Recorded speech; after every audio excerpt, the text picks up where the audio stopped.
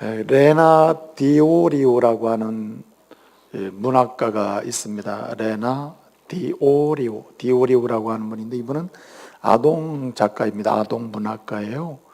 이 사람이 쓴 책이 굉장히 세계적으로 유명합니다. 그래서 우리나라에도 많이 번역이 되어 있는데, 이 디오리오의 책이 번역될 때 내가 먼저 시리즈로 번역됐습니다. 내가 먼저. 그래서 앞에 항상 제목이 내가 먼저 이렇게 붙습니다. 이 내가 먼저 시리즈의 네 번째 책이 내가 먼저 조심하여 안전생활, 세이프에 관한 그 책이 있습니다. 그 책을 보게 되면 내가 먼저 조심할 것을 조심하고 이렇게 주의하게 되면 나도 안전하고 다른 사람도 안전하고, 내가 조심하면 나도 행복하고 다른 사람도 행복하고 하는 이런 이야기를 이제 쓰고 있는 겁니다. 굉장히 쉽고 편안하게 아이들이 그냥 볼 수 있는 이야기입니다. 그리고 어떠한 상황 속에서 이걸 어떻게 실제적으로 처리하면 안전한가, 어떻게 하면 잘 조심할 수 있는가, 이런 이야기를 쭉 쓰고 있는 겁니다. 한마디로 누구나 조심할 것을 조심하면 안전 생활을 할 수 있다. 이게 하는 게 한마디로 주제예요. 여러분, 하나님의 백성들은 영적인 삶을 살아가는 사람들입니다. 세상적인 방법으로 세속적인 삶을 살아가는 사람이 아니라, 하나님의 은혜로 구원받은 하나님의 백성은 하나님의 주시는 은혜 가운데 은혜의 부유함을 경험하면서 살아가는 영적 삶을 살아가는 사람들이라는 거죠. 그래서 하나님의 백성이 영적 삶을 안전하게 살아가기 위해서는 반드시 조심해야 할 것들이 있다는 말입니다. 여러분, 하나님께서 우리를 얼마나 사랑하셨습니까? 얼마나 사랑하고 계십니까?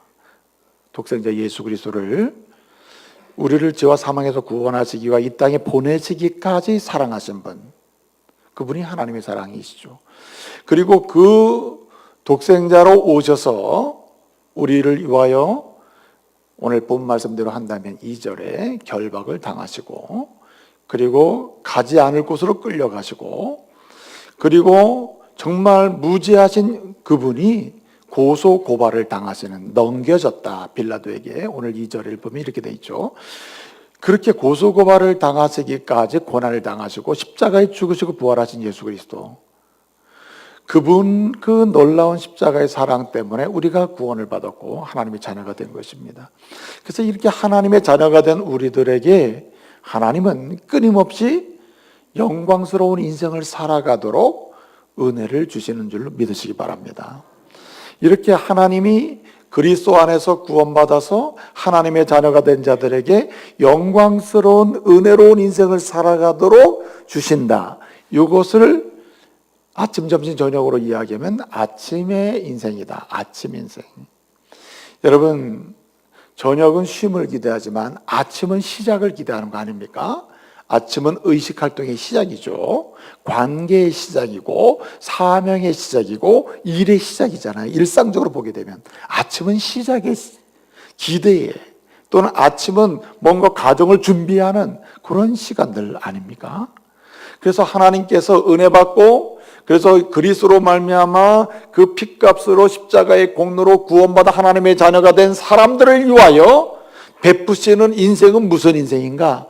아침 인생임을 믿으시기 바랍니다. 여러분, 우리 하나님께서 천지를 만드실 때에 아침이 되고 저녁이 되니 이는 첫째 날이니라, 이렇게 됐죠. 나 우리 가족들이, 중부 가족이 이렇게 성경이 무식한 줄 몰랐는데, 아침이 되고 저녁이 되니 이는 첫째 날이고 아침이 되고 저녁이 되니 이는 둘째 날, 이렇게 했죠? 아니라니까요. 창조 사건을 보게 되면, 창세기 1장을 보게 되면 저녁이 되고 아침이 되니 이는 첫째 날이고 이는 둘째 날이고 이는 이렇게 됩니다. 항상 성경은 뭘 강조해요? 아침을 강조합니다. 그날 아침, 그날 저녁, 그곳에서 이래 되네요? 찬송이? 그날 아침, 그곳에서 만나자, 이렇게 돼 있잖아요. 아침의 인생을 강조합니다. 하나님께서 그리스도로 말미암아 죄와 사망에서 구원하셔가지고 하나님의 자녀 삼으신, 자녀들을 향하여 주시는 인생이란 무슨 인생? 아침 인생이라는 거예요. 기대가 있고 소망이 있고 그리고 뭔가 열림이 있고 은혜의 역사가 시작되면서 진행되면서 경험되는 그 인생이 아침 인생인 줄로 믿으시기 바랍니다. 그래서 주님은 우리를 죄와 사함에서 구원하시고 자녀 삼으신 이후에 어떤 인생 되게 하시는가? 아침 인생 되게 하신다. 아침 인생. 그래서 성경을 보게 되면 두 종류의 인생이 있습니다. 이 아침 인생, 하나님이 주시는 아침 인생을 사용하는 방식으로 보면 두 종류의 인간이 있다는 거예요. 시편 119편 147절 말씀 보게 되면 내가 새벽에 일어나서 하나님을 찾으며 하나님을 경배하며 하나님께 부르짖는다 이렇게 얘기하고 있어요. 아침 인생의 은혜를 누리는 것이죠. 욥기 24장 14절 이하를 보게 되면 사람을 죽이려고 하는 자들은 언제 일어나서? 아침에 일어나서 새벽에 일어나서 뭐냐? 가난하고 궁핍한 자를 죽이려고 머리를 쓴다 이렇게 말씀하고 있어요. 하나님은 하나님의 백성들 창조된 인생들에게 특별히 그리스도 안에서 구원받은 하나님의 자녀들에게 아침 인생을 선물하시는데 사람은 두 종류의 반응이 있다는 거예요. 어떤 사람은 아침 인생으로 주어진 그 선물을 마음껏 누리며 영광스럽게 사는 새벽에 아침의 인생을 마음껏 누리는 사람이 있는 반면에 그 아침의 인생을 허비하는 사람이 있다. 예? 여러분 어떤 인생을 살고 계십니까? 여러분 아침은 말 그대로 아침 시간 시작 아닙니까? 그래서 성경에서 아침은 세 가지를 강조하고 있습니다. 아침은 전능하신 하나님을 믿는 믿음의 역사, 의식적 믿음의 역사의 시작이고 동시에 세상을 향한 사랑의 역사의 시작이며 동시에 하나님이 주신 사명의 인생이요 하나님이 주신 은혜의 인생을 살아가고 시작하는 그 일을 시작하는 역사의 과정이 바로 아침 인생이다 이렇게 설명하고 있어요. 여러분 하나님을 의식적으로 그리고 모든 마음을 다하여 절대적인 주로 시인하면서 믿고 믿음의 인생을 살아가는 시작, 그 인생을 경험하는 시작 아침 인생이요 그리고 이런 믿음을 가지고 세상을 바라볼 때 한 사람 한 사람을 바라볼 때 내가 축복해야 될 인생이요 내가 사랑해야 될 인생이요 내가 사랑하면서 안아주고 축복해야 될 대상으로 세상을 여기며 사랑하며 살아가는 삶의 시작 뿐만 아니라 하나님이 내게 주신 사명의 인생이요 내게 주신 하라고 하신 아름다운 사명의 가정의 인생을 시작하는 여정이 바로 아침 인생이라. 여러분 믿음의 사람으로서 하나님이 주시는 이런 아침 인생의 부유함을 누리면서 앞으로 남은 인생을 살아가는 은혜가 있기를 말씀으로 축복합니다. 오늘 본문 말씀 보게 되면은 27장 1절부터 10절까지 우리가 읽었어요. 이 말씀은 우리 예수님이 겟세마네 동산에서 십자가를 앞에 두고 기도하시죠. 그리고 기도를 마치실 무렵에 주님이 제자들에게 말합니다. 일어나 함께 가자 이렇게 말씀하실 때 여러분 누가 옵니까? 가룟 유다가 로마 군사들 그리고 대제사장들이 보낸 종들과 함께 와서 예수님을 체포합니다. 그리고 그 밤중에 뭐합니까? 그냥 가야바에게 안나스에게 끌려다니면서 그리고 사내들인 공회에서 재판을 받아서 사형 언도를 받습니다. 이 사람 예수님은 사형받아야 된다 이렇게 되는 거 아니에요? 그게 한밤중에 일어났습니다. 그런데 여러분 오늘 본문 27장 1절에 뭐라고 얘기합니까? 새벽에 다시 대제사장과 백성의 장로들이 사내들인 공회, 이 사내들인 공회는 이스라엘의 법정을 가리킵니다. 법정. 재판의 장소예요. 사내들인 공회 법정 재판정으로 모여가지고 최종적으로 예수님은 사형받아야 되는 사형 언도를 하고 그리고 이 사람을 누구한테 넘깁니까? 예수님을 빌라도 법정으로 넘기는. 여러분 그 당시에 이스라엘은 로마 제국의 신미 통치를 받았기 때문에 사실은 모든 자치적으로 모든 결정을 할 수 있지만 어떤 형벌을 결정하고 집행하는 일은 자치적으로 할 수 없었습니다. 형벌을 결정하고 집행하는 일은 로마 권력자, 총독, 로마가 파송한 그 유대 지역을 다스리는 총독이 이것을 행할 수가 있었습니다. 그래서 이 사례드린 공회의 장로들이나 대제사장들은 예수를 죽이기로 결정을 최종적으로 아침에 하고 새벽에 하고, 그리고 이 새벽에 아침에 이 예수님을 누구에게 넘겨줘요? 2절에 보게 되면 결박하고 그리고 끌고 가서 빌라도에게 어떻게 넘겨줬다. 여기 넘겨줬다는 말은 고소하고 고발했다는 말입니다. 예수님을 그렇게 고발했다는 말이에요. 그래서 이 예수님을 빌라도에게 넘겨주면서 고소고발하는 사건과, 그리고 빌라도가 넘겨받은 예수님을 신문에서 최종적으로 사형언도를 내리는 그 두 사건 사이에 무엇이 기록되고 있습니까? 예수님을 팔아먹은 가룟 유다의 인생은 어떻게 됐는지, 그 사이에다가 이 가룟 유다의 이 인생적 결말을 기록하고 있습니다. 가룟 유다의 인생이 어떻습니까? 비극적 결말 아니에요. 한마디로 스스로 목매 죽었다는 거 아닙니까? 그가 예수를 팔아먹을 때 받았던 은 30은 도로 반환을 했지만 그들도 갖지 않고 그 돈으로 어떻게 해요? 토기장의 밭을 사서 나그네의 묘지로 삼았다. 그것을 아겔다마 피밭이라고 불렀다. 이렇게 얘기하고 있잖아요. 그런데 이 사건을 기록하면서 오늘 27장 1절은 언제 이야기를 시작하죠? 언제? 새벽에. 이 새벽에는 동틀 때라는 뜻입니다. 동틀 무렵, 아침에, 이른 아침, 아침에라는 거예요. 아침에. 여러분, 여기 대제사장들이나 장로들이나 심지어는 가룟 유다까지 이들의 공통점은 하나님이 주신 아침 인생을 허비한 사람들이요, 아침 인생을 낭비한 사람이요, 아침 인생을 마치 욥기 24장 14절에 말하는 대로 사람을 죽이려고 하는 사람들도 언제 일어나서? 아침에 새벽에 일어나서 어떻게든 죽이려고 음모를 꾸민다고 했는데 이런 사람이 됐다는 겁니다. 여러분, 오늘 주님은 새벽을 강조하고 있어요. 오늘 마태복음 말씀은 새벽을 강조하고 있어요. 아침을 강조하고 있어요. 모든 사람들에게 아침은 주어진다. 특별히 믿음의 사람들에게 주님은 아침 인생을 선물하신다. 그런데 반응은 두 가지로 나타난다는 거예요. 허비하는 사람, 아침 인생을 그대로 귀하게 쓰는 사람. 그래서 아침 인생의 영광, 주님을 향한 믿음의 영광, 세상을 향한 사랑의 즐거움, 그리고 주님이신 사명의 역사를 감당하는 감격적인 인생을 살도록 살아가는 사람이 있고, 허비하는 가운데 나도 그 아침 인생을 잃게 만들 뿐만 아니라 다른 사람도 아침 인생을 살지 못하게 해방하는 사단의 종로로 타는 사람이 있다는 말입니다. 여러분은 주님이 매일 아침마다 매일마다 아침을 주시고, 그리고 믿음의 사람들에게 믿음의 역사로, 사랑의 역사로, 소망의 역사로 이렇게 아침 인생을 주님이 저와 여러분에게 허락하셨는데 그 아침 인생을 어떻게 살고 있습니까? 허비하는 쪽입니까? 아니면 귀하게 사용하는 쪽입니까? 그 아침 인생의 영광을 누리는 쪽입니까? 아니면 대제사장들, 가룟 유다, 백성의 장로들처럼 욥기 24장 14절에 있는 말씀처럼 사람을 죽이고 그 시간을 낭비하면서 나도 그 영광의 인생을 살지 못할 뿐만 아니라 다른 사람 살지 못하게 하는 이런 사람인지 어느 쪽의 인생을 살고 있습니까? 오늘 드리고 싶은 말씀의 결론은 여기 있습니다.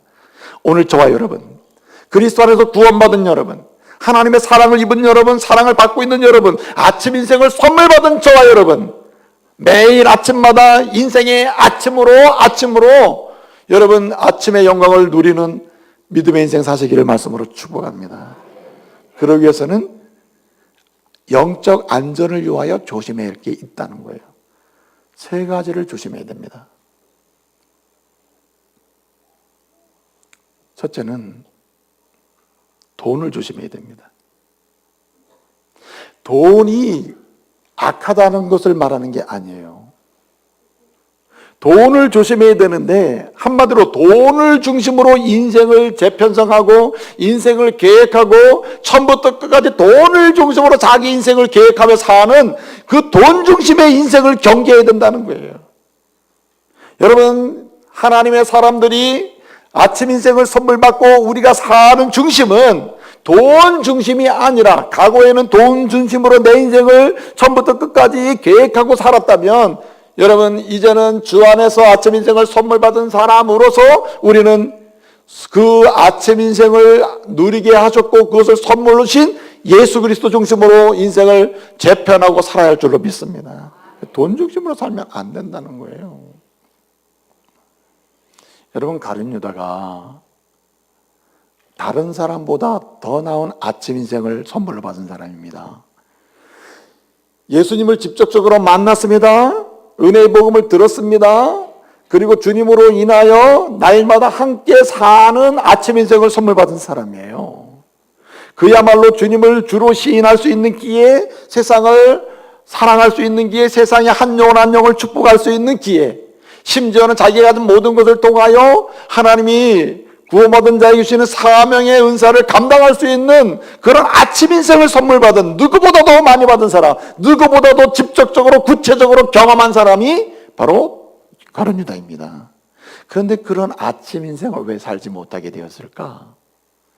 왜 오늘 비극적인 인생의 종말로 끝이 났을까?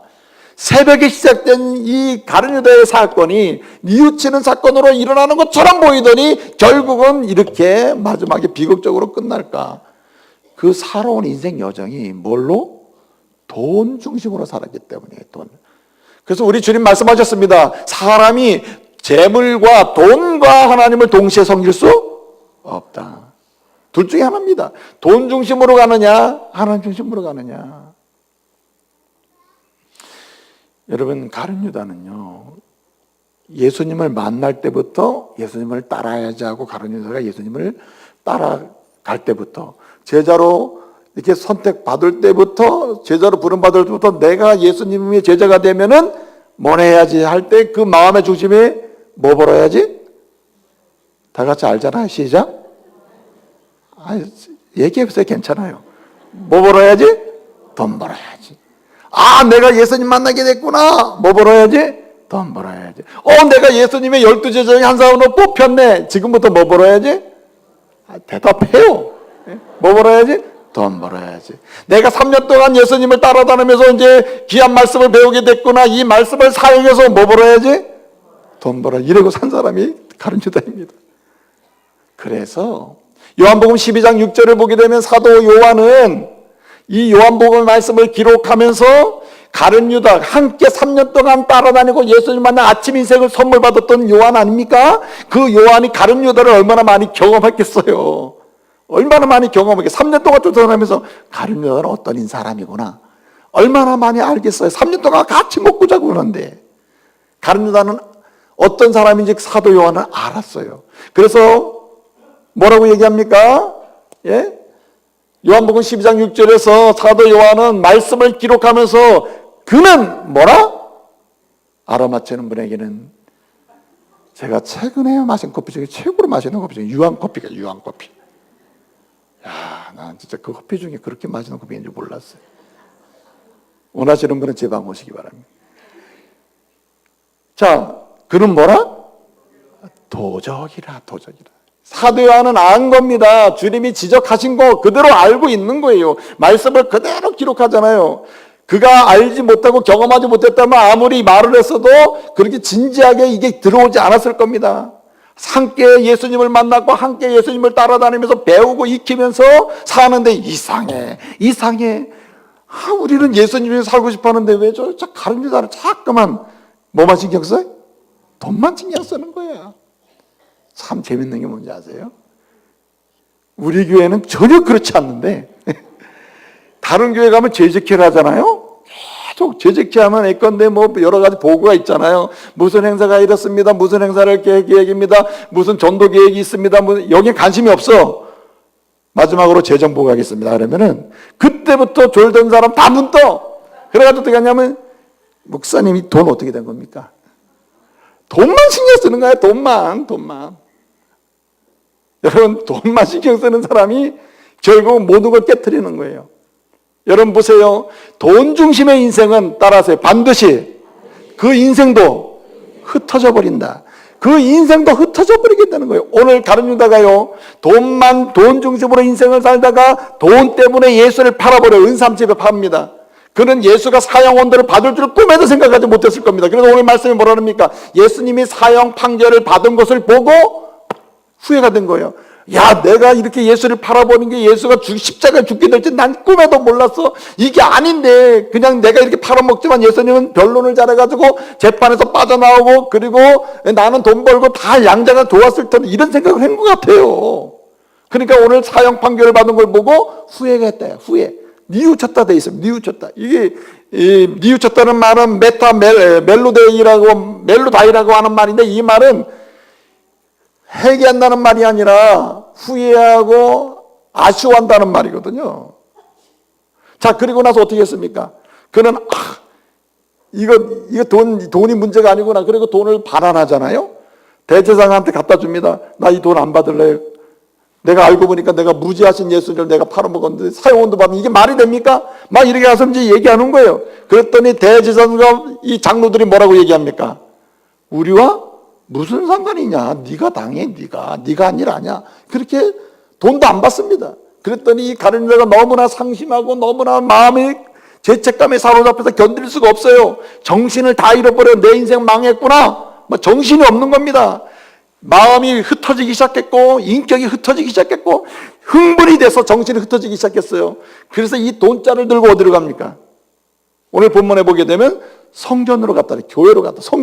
성전으로 가가지고 성소에다가 이것을 집어 던졌다고 했습니다. 여러분 돈자루를 집어 던지면 어떻게 되죠? 동전이 흩어지게 되죠. 오늘 말씀 보게 되면 이 말씀의 이 원문을 배경으로 보게 되면은 어떤 의미가 있냐면 돈이 흩어진 거예요. 돈이 성전 안에 막 동전들이 막 흩어져 버린 거예요. 이게 팔아먹었던 돈이. 그래서 대제사장들이 어떻게 따르했습니까? 그 은을 뭐하고 거두어라고 했습니다. 여기 은을 단수로 되어 있습니다만은 본래 복수의 원문은 아르기리아라는 복수입니다. 복수. 은들을 거뒀다. 이 말은 여기저기 흩어져 있는 돈을 대제사장들이 다 주워가지고 이 돈을 모아가지고 뭐 했어요? 토기장에 밭에서 나그네 묘지를 삼았다. 이런 뜻입니다. 근데 여기 이 돈을 거뒀다는 말은 이 돈이 흩어졌다는 말인데 이건 뭘 상징적으로 보여주냐면 가룟 유다의 인생이 완전히 흩어져 버렸다. 파괴돼 버렸다는 것을 의미하는 거예요. 어떻게 됐습니까? 그건 죽잖아요. 여러분 돈 중심으로 인생을 살면 반드시 관계도 흩어져 버려요. 가족 관계도 흩어져 버려요. 성도의 사랑하는 관계도 흩어져 버립니다. 정상적인 인격적 관계도 흩어져 버려요. 심지어는 자기의 인격적 내적인 고귀한 마음도 나도 모르는 마음이 돼버려 흩어져 버려요. 야, 사람은 돈 중심은 진짜 큰일 나겠더라고. 제가요 이런 말씀 드리면 어떨지 모르겠는데 이 돈 앞에 나도 약하더라고. 돈이 저희 모친이 우리 교회 소만농산에 이제 안장을 했습니다. 우리 당이가 잘 결정해 줘가지고 이렇게 모시게 됐는데 그래서 우리 부친의 묘가 우리 저기 지정면 기업도시에 있습니다. 기업도시. 130평이요. 그 땅이. 부자죠. 산이야. 평당 가격도 안 나간다. 묘지를 옮겼어. 그 땅이 딱 산으로 남아있어요. 맹지야 그 땅이 또. 사람들이 그 묘지 옮긴 걸 알고는 그 땅을 팔라고 막 매달리는 거야 나한테. 그 땅을 팔면은 그냥 팔면은 한 2천만 원 나올까 말까 해. 근데 약간 막 버티고 그래가지고 다른 거 개발을 하면은 그게 5천, 6천씩 올라간대. 그래서 이제 나보고 버티라 이거야, 버텨. 그래서 내가 이렇게 얘기했지. 나 좋은 일 좀 하게 좀 많이 주시오. 나 선한 일 좀 해야 되니까 돈 많이 주시오. 그러니까 그 돈을 얼마까지 받으면 되겠어? 누가 얘기를 하더라. 1억 달러라고. 그래서 내가 1억 주시오. 그랬더니 목사님 욕심도 많다고. 나 선한 일 좀 하려고 그래요. 선한 일 좀. 예? 근데 얘기를 하는 거야. 1억을 준대 7천까지는 받을 수 있겠더라고. 그래서 그 마음에 선한 일을 하려고 시작했는데 마음에 야 이거 7천 받으면은 한 4천은 뚝 떼어가지고 애들 결혼할 때 써야 되겠다. 이거 3천만 원만 바쳐? 별 생각이 다 드는 거야. 그래서 하나님, 나 같은 사람들 이게 이러니 성도들이 오죽 힘들겠습니까? 예? 막 그냥 욕심 막 생겨버리는 거예요. 그래서 제가 어떤 목사님 전화하면서, 야, 목사도 욕심 생기니까 이거 감당이 안 되더라. 예? 그 아내한테, 여보, 나 이거 욕심 생기기 시작했어. 예? 야, 이거 뭐 주에 선한 일을 하려고 마음 먹고 시작했는데, 야, 이거 너무 액수가 커지니까 이거 안 되겠어. 그러다 또 얘기했어요. 여보, 단 한 푼도 이건 안 되겠다. 이런 마음이 있을 때 잽싸게 하나님께 결단을 해야 돼. 예? 그래서 이 동중심으로 사람이 움직이면요, 마음도 내 자신이 막 흩어져 버리는 거야. 인격이 흩어져 버려요. 그 결론을 내죠. 하나님, 이게 8천을 주든 1억을 주든 다시 각오해 드리겠습니다. 아멘 안 하시면 나 안 드려버려. 그 마음을 먹고 하니까 내 마음이 다시 말씀으로 돌아오더라고. 제가 드리고자 하는 말씀은, 뭘 생각해? 돈 중심으로 생각하면요, 형제도 안 보여. 형제도. 예?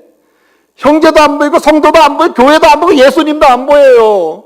그러나 여러분, 돈은 필요에 따라서 주님이 주시는 것으로 인정을 하고 무엇을 하든 예수 중심으로 살게 되면 주님께서 채우심을 믿으시기 바랍니다.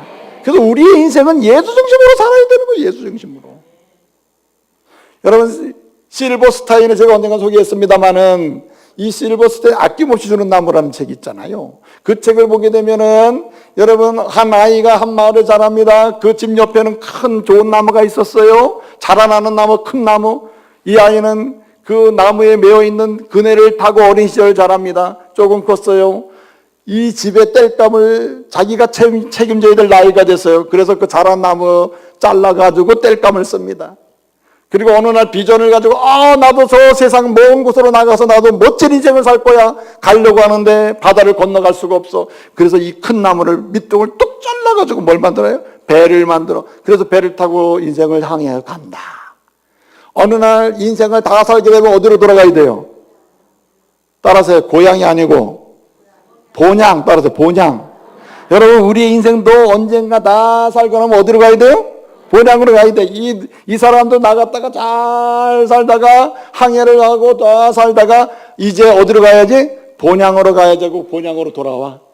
돌아와서 보니까는 참 실만한 곳이 없어. 딱 보니까 뭐가 남아있어요? 자기가 따른 나무에 밑둥이 남아있어. 거기 딱 앉아서 그 자기의 인생 전체, 이 나무로부터 온 그 많은 은혜들, 이런 걸 해고하고 자기 인생을 해고하면서 그 행복감을 경험해요. 이 아낌없이 주는 나무의 마지막 그 책의 마지막 문장이 뭔 줄 아십니까? 따라하세요. 나무는 너무나 행복했다. 여러분, 오늘도 우리가 태어나면서부터 지금은 항해를 하고 있는 인생이에요. 그리고 본향에 돌아올 때까지 지금도 계속해서 아낌없이 주고 계신 분이 예수 그리스도이심을 믿으시기 바랍니다. 그리스도께서 이 땅에 오셔서 나를 죄와 사망에서 구원하시기 위하여 자신의 몸도 자신의 생명도 다 주시기까지 사랑하시고, 그리고 우리의 삶의 필요도 공급해 주시면 지금도 계속, 여러분, 마지막에 우리가 본향으로 가야 됩니다. 본향 안 갈 수가 없어요. 본향 가는 그날에 본향에 가면 아주 우리가 편안하게 안식하고 쉴 수 있는 밑둥, 영원한 의자로 되셔서 우리와 함께 하실 그분이 예수님을 믿으시기 바랍니다. 그래서 처음부터 애초부터 예수를 중심으로 나를 든든하게 받쳐주시는 영원한 나무, 생명나무, 든든한 나무, 그분은 예수다 하고 예수를 중심으로 살게 되면은 필요한 물질, 필요한 건강, 필요한 시간, 필요한 여러 영역의 것들을 때를 따라 공급받게 된다는 거예요. 할렐루야. 그런 인생을 살아야 된다는 말입니다. 여러분, 돈을 사랑하면 일만하게 뭐라 그랬어요? 뿌리다. 악의 뿌리다. 돈이 악이 되는 말이 아니라 예수 없는 돈 중심의 인생을 편성하고 인생을 계획하고 산다는 말은 흩어지는 인생, 뿌려지는 인생, 깨어지는 인생, 남는 게 없다는 말이에요. 또 한 가지 여러분 정말 조심할 것이 있다는 말입니다. 무엇이 조심할 겁니까? 여기 돈을 조심하고 예수를 중심으로 살아야 될 뿐만 아니라 여러분 저주하는 입술을 조심하고 따라합시다. 축복하는 입술. 축복하는 입술로 살아야 할 줄로 믿습니다. 저주하는 입술을 조심하라. 비난하고 비판하고 정죄하고 거짓말하고 온갖 사람을 죽이려고 끊임없이 쏟아내는 저주의 입술을 조심해야 됩니다. 오늘 본 말씀 보게 되면 하나님은 그렇게 예수를 죽이려고 하고 사형원들을 한밤중에 악한 계획을 세웠던 그 사람들에게도 대제사장들과 장로들에게도 뭘 주셨어요? 오늘 27장 1절에 보면 뭐가 왔어요? 새벽이 온다, 아침이 온다. 이 말은 모두에게 아침 인생을 주었다. 주고 있음에도 불구하고 이들은 맞이한 아침, 주어진 아침 인생, 그렇게 믿을 수 있도록 사랑하도록 소명과 사명을 감당하도록 하시는 그런 아침 인생의 그 은혜를 뭘로 바꿔놨어요? 오늘 1절을 보게 되면 예수를 죽이려고 해서 2절을 보게 되면 결박하고 끌고 가서 뭐 했다 그랬죠? 넘겼다. 넘겼다는 말은 뭐라 그랬어요? 고소하고 고발한다는 거 아닙니까? 여러분, 인생을 살면서 고소하거나 고발하거나 또는 고소당하거나 고발당하는 일이 없는 인생 사시기를 말씀으로 축복합니다. 부득이하게 이런 일이 발생되고 이런 일이 일어났더라도 여러분 신속하게 정리가 되도록 기도해야 됩니다. 사람이 누군가를 고발하고 고소하고 고소당하고 고발당한다는 말은 이거 정말 힘든 인생이에요. 제가 언젠가도 말씀드렸지 않습니까? 예? 법원 출석 통지서 받은 적이 있다고. 아니, 내가 잘못한 것도 없는데 왜 내가 법원 출석 통지서를 받냐 말이에요. 예? 나 그건 잘못 있는 거 없는데. 알고 봤더니 모 성도님이 증인 서달라고 그래가지고. 예? 증인 쓰라, 증인. 이게 무슨 증인입니까? 이게 내가 알아보니까는 보험금을 타야 되는데, 보험금을 타야 되는데 이 담임 목사가 이 사람은 정직하고 거짓말을 하지 않고 아주 깨끗하게 산 사람이다. 요거를 법원에서 이렇게 증인 역할을 한번 해주면 보험료를 받는데 훨씬 더 도움이 된다는 거야. 세울 데가 없어서 돈 받으려고 나를 세우냐고. 그렇지 않아요? 근데 처음에는 그 법원 출석 통지도 받고 내가 무슨 죄졌나 뭐 살펴보고 회개 많이 했어요, 아주. 하나님, 내가 무슨 죄를 졌습니까? 하물며 법원 증인으로 출석해달라고 하는 그 통지서 하나 받고도 마음이 그냥 온갖 분란하고 분요가 일어나는데 하물며 고소하고 고발하고 고소당하고 고발당해봐요. 그거 재판 끝날 때까지 어떻습니까? 기나긴 영적 피폐함이 일어나. 여러분, 그래서 믿음의 사람들은 하나님 주신 아침 인생, 하나님을 절대로 신뢰하는 인생이요, 사랑의 부여함을, 세상을 사랑하며 한 영혼을 귀히 여기는 인생이요, 주신 사명을 감당하는 아침 인생을 제대로 살아가고 영광을 누리기 위해서는 여러분 축복하는 인생 되어야 할 줄로 믿습니다. 저주하는 마음을 경계해야 돼요. 고소, 고발, 비난, 비판, 정죄, 비판, 끊임없이 시기 질투하는 이런 입술은 경계해야 한다는 거예요. 여러분, 오늘 이 대제사장들, 그리고 오늘 백성의 장로들, 가룟 유다, 이들이 하는 말들이 다 무엇입니까? 계속해서 고소, 고발, 거짓말, 이증, 위선. 여러분, 예수님의 재판 과정을 통해 보세요. 오늘 여기 저주하는 말은 항상 선동성이 있습니다. 비난하는 말은 선동성이 있어요. 진실에 기초한 비난이 시작됐다 하더라도 이 비난이 가속화되게 되면 선동이 일어나 군중심리를 일으키게 돼요. 군중심리. 계속 사람을 불러일으킵니다. 여러분, 지극히 개인은 이성적인데도 불구하고 개인적으로는 이성적인 사람에도 불구하고 군중 속으로 들어가면 이상하죠. 이상해요. 제가 향목을 했었습니다. 향목. 여러분, 예비군 이제 훈련 받잖아요. 그러면 예비군에도 이제 그 전에 지금은 모르겠는데 그 지역에 향목이 있습니다. 향목. 제가 이제 예비군 할 때 예비군은 향목을 했거든요. 그런 예비군 향목은 이제 가서 뭐 예배도 하고 이제 그 뭐 동원 예비군들하고 거기서 예배 인도도 하고 뭐 상담도 하고 뭐 이렇게 합니다. 네? 이제 그렇게 하거든요. 한 번은 제가 이제 동원을 들어갔는데 버스를 타고 서울서 버스 타고 저기 홍천을 왔어요. 홍천을 가는데 버스 탄 사람들한테 자꾸 묻잖아요. 어디서 오셨습니까? 뭐 하는 분입니까? 다 그 지역이잖아요, 되게. 물으니까는 어떤 분은 무슨 일을 하고 뭐 일을 하고 아주 직업이 좋아 전부. 아주 좋은 직업을 가지고 그 돈도 잘 벌고 이런 분들이에요. 사회적으로 굉장히 괜찮은 분들이라. 근데 그분들이 이제 내려가지고 홍천 휴게소에 내렸어요. 그 예비군복을 입고 딱 내리니까 예비군복이 참 요상하게 사람 만들더라고. 그렇게 괜찮은 사람들인데 예비군복 입고 그 휴게소에 내리니까 그냥 거기 여학생들, 청년들 이렇게 지나가면 괜히 나이 먹고 그게 뭐 하는 짓이냔 말이에요. 그게 무슨 심리라고요? 그 군중이에요, 군중. 만약에 개인적으로 있으면 그런 일 하겠어요? 소리를 지르겠어요? 근데 군중 속에 들어가면 그런다는 거예요.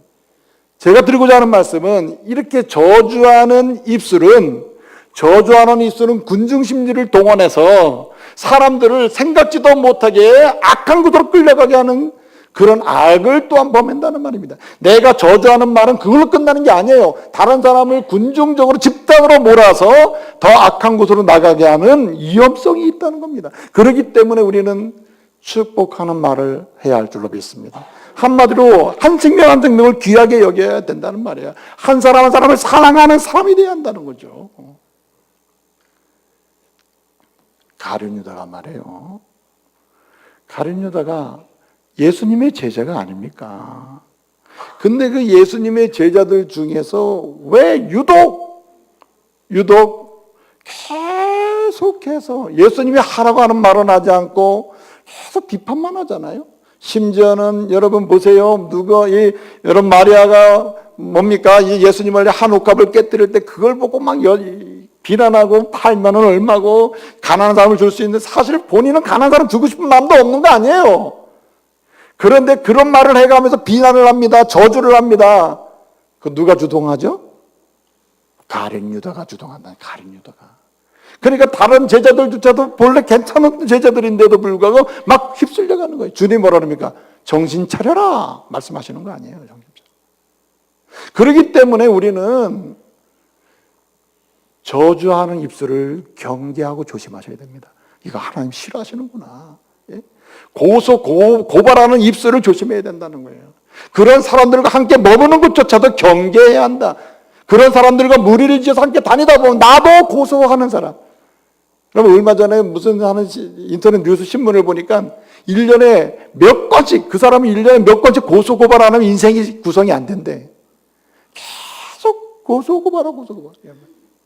여러분 특별히 한 어머니 한 아버지 가운데서 혈육으로 가족이 된 이 패밀리로 형성된 형제 자매들에 대해서 여러분 인생을 살면서 고소 고발하고 정죄하고 비난하는 일이 없기를 말씀으로 축복합니다. 믿음의 인생이 만약에 이런 가운데 들어가 있다면 누군가가 멈춰야 돼요. 하나님의 사람이 멈춰야 됩니다. 하나님으로부터 내가 아침 인생을 선물 받은 사람으로서 내가 멈춰야지. 고소 고발을 멈추게 되면 오히려 그 사람에게 하나님이 필요를 공급하시는 은혜가 넘칠 줄로 믿습니다. 누군가가 멈춰줘야 되는 거예요. 누군가가. 고린도서 6장 1절 또 4절 5절 6절 7절까지를 보게 되면 거기에 사도 바울이 얘기합니다. 성도들이 교회 일을 끌고 가서 교회에서 일이 생겼어요. 문제가 생겼어요. 교회에 대해서 원망이 생겼어요. 이런 일을 가지고 어디를 끌고 갔다 그랬죠? 세상 법적으로 끌고 가는데 그거야말로 할 짓이 아니다. 그것은 영적인 안전에서 벗어난 것이다. 하나님의 아침 인생에서 벗어난 것이다. 한마디로 얘기하면 얼마 전에 모 목사님이 그것도 우리 교단 아주 큰 교회 목사님이 법원으로부터 이 사람은 장로교 합동적 목사가 아니다 이렇게 판결이 났어요. 그래서 지금 재상고를 하느니 여러 가지 고민 중에 있겠죠. 목사가 아니다 이렇게 났어요. 그럼 그거를 왜 그 판단이 나게 됐는가? 그 목사님을 반대하시는 성도님들이 여러 가지 주장이 일리가 있는 것도 있고 여러 가지 많을 겁니다만은 양자간에 근데 그 성도들이 목사님을 법원에다 세상 법정에다 고소를 한 거예요.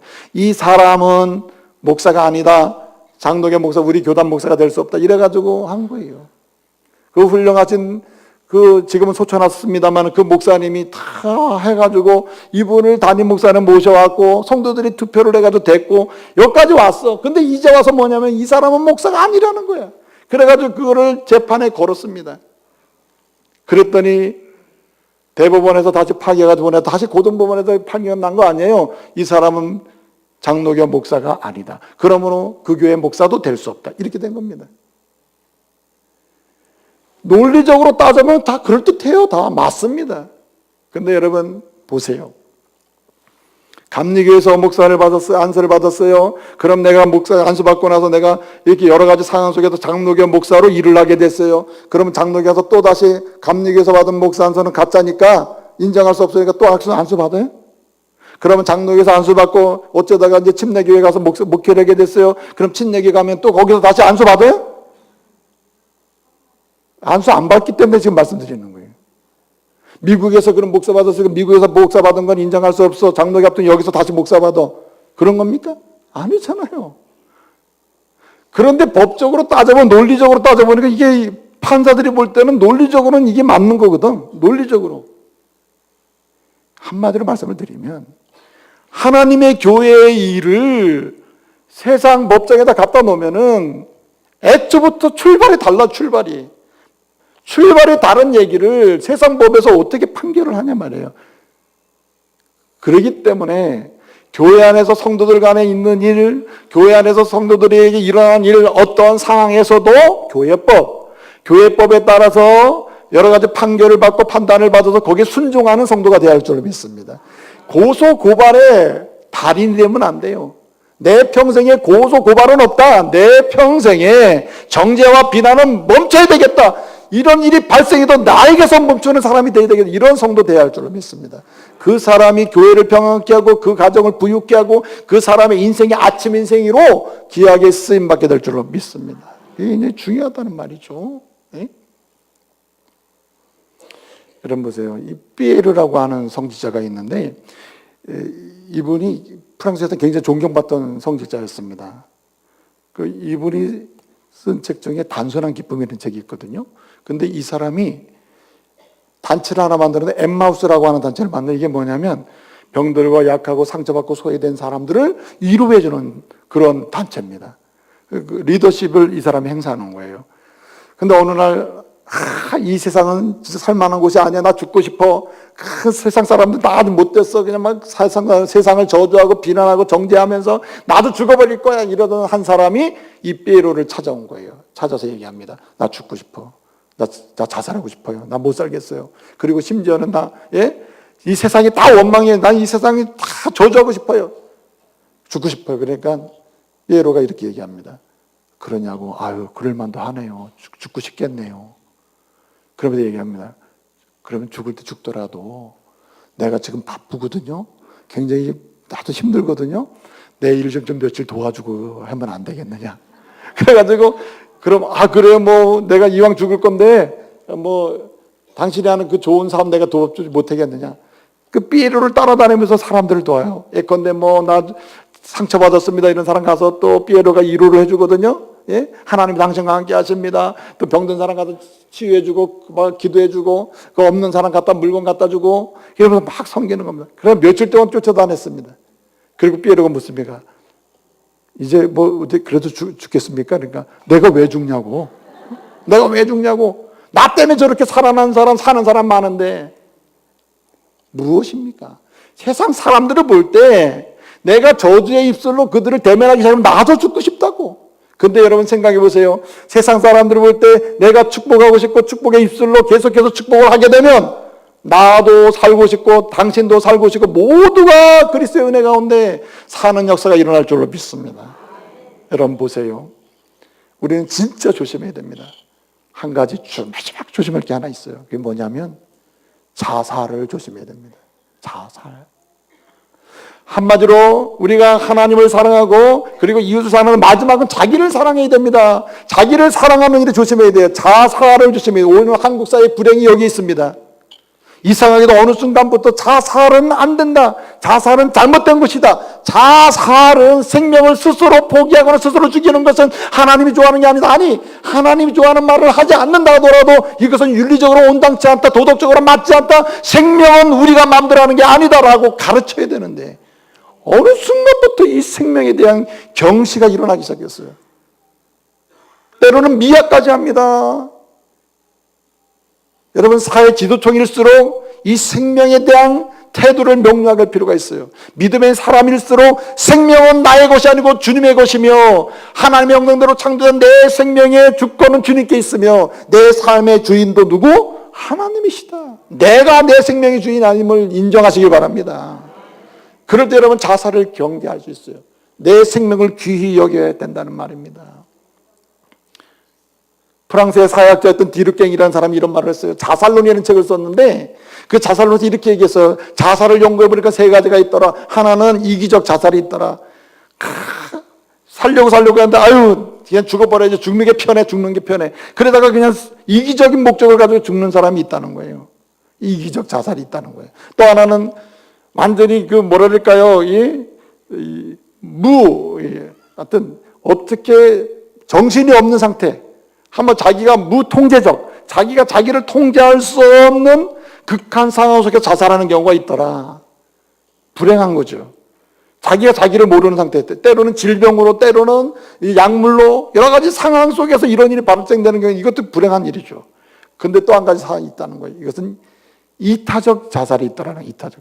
때로는 사회를 위하여, 때로는 공동체를 위하여 스스로 목숨을 끊어서 공동체를 지키는 것도 있더라 하는 거예요. 이타적 자살.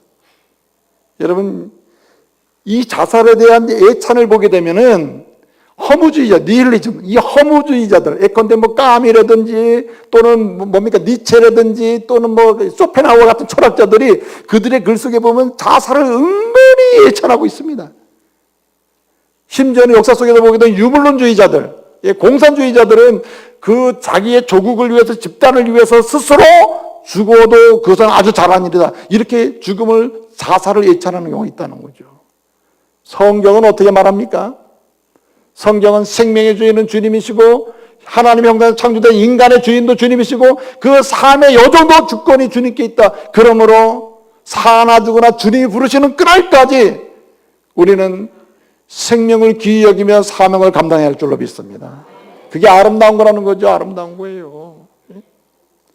여러분, 이타적인 사랑이라 평가받는 사랑이라 하더라도 그 이타적 자살을 평가받는다 하더라도 이타적 자살을 예컨대 자꾸만 격려하면서 이타적 자살을 해도 된다고 말할 수 있는 건 아무도 세상에 그럴 만한 자격도 근거도 없는 것입니다. 그런 결과로 해서 우리가 고귀하게 그 죽음을 인정한다 치더라도 그러한 이타적 자살을 격려할 만한 근거는 없는 거예요. 성경은 그것조차도 거절하고 있는 것이죠. 순교는 내가 죽는 게 아닙니다. 주님께서 부르실 때 그게 순교가 되는 거예요. 그렇기 때문에 생명을 귀히 여기는 하나님의 사람들, 그래서 자살을 여러분, 성도는 자살로 가면 안 되고, 따라합시다. 거꾸로 시작. 살자로 가야 돼. 살자. 그래서 여러분, 성도 입에서 절대로 나오지 말아야 될 말이 하나 있는데 주님이 싫어하는 말이 뭐냐면 아이고 잘하시네. 앞으로는 여러분 아이고 살겠다 하시길 바랍니다. 아이고 죽겠다. 저도 그럴 때가 많아. 아이고 죽을 지경이다. 그러면 안 된다는 말이에요. 어떻게 해요? 살 지경이다.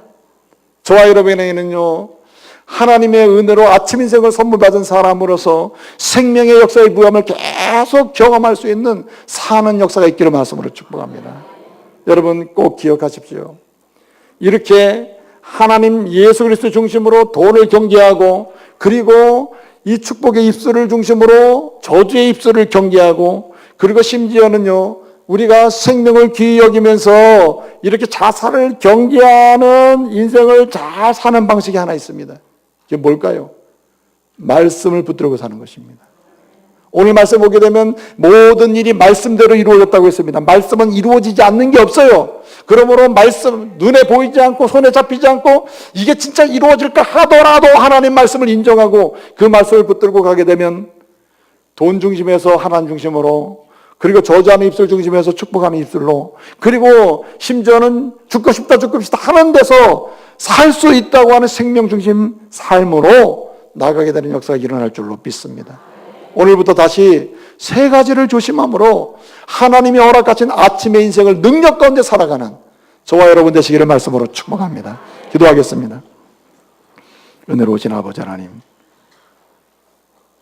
이 시대는 하나님이신 아침의 인생을 허비하고 낭비하며 저버리는 시대가 되었습니다. 아침마다 새벽마다 눈을 뜨는 수많은 사람들이 많은 사람을 어떻게 하면 이용하거나 또는 죽이거나 악용해서 자신의 이익을 추구할지를 고민하는 이런 악한 시대가 되었습니다. 주님, 이제는 주님 허락하신 아침 인생, 주님을 신뢰하는 인생이요, 세상을 사랑할 수 있는 인생이요, 주신 사명을 감당하는 영광스러운 인생을 살아갈 수 있도록 주님 조심함으로 승리하게 하여 주옵소서. 예수님의 이름으로 기도합니다. 아멘.